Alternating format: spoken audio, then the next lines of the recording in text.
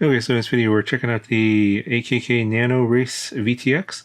So it's a pretty tiny VTX here. So this is basically what you get in the package. As the VTX and 4 wires already attached. It's about 14 millimeters by 14 millimeters with an MMCX connector and a button there, and not much on the other side.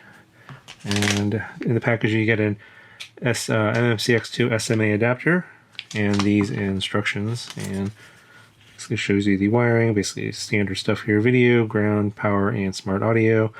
And this is power switchable between 25, 200, and 400 milliwatts, and uses the smart audio protocol. And in terms of the channels, I think it's 5 bands, so I think that is a total of 40 channels.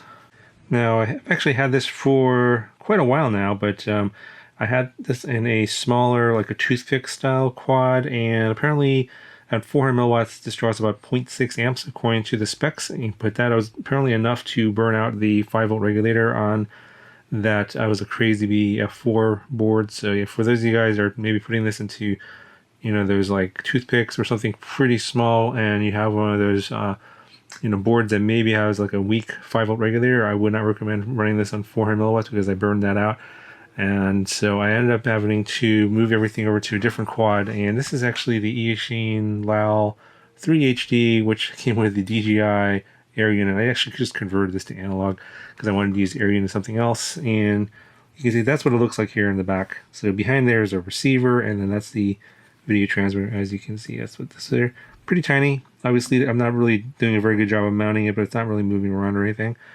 And in terms of, a lot of these sort of analog video transmitters nowadays, I think what they've done is they've just basically made everything smaller. So the components have gotten smaller, the manufacturing has gotten better, so these produce less heat. They're probably a little bit more reliable, but in terms of the overall analog video image, it's going to be more dependent upon the antenna that you're using.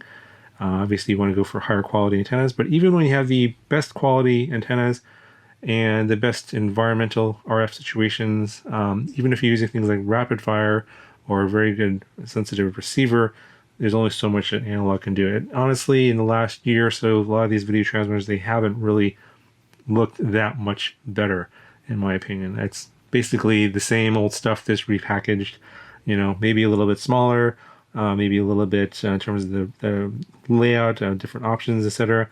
All pretty much the same. That's my opinion. So, that's probably why you're not going to be seeing too many more of these. I'm just kind of go over them really quickly and show you some footage, and you can just tell that it's not really that much better than before. It's just that you have different options and they're smaller and lighter, and that's how things are progressing. So that's pretty much the only difference in terms of the image transmission and reception quality. Seems about the same, and it only seems to improve if you have better antennas on. So obviously you don't want to put bad antennas on analog stuff. You want to have the best antennas possible, and I think that's going to give you the biggest difference. Anyway, that's going to do it for this video.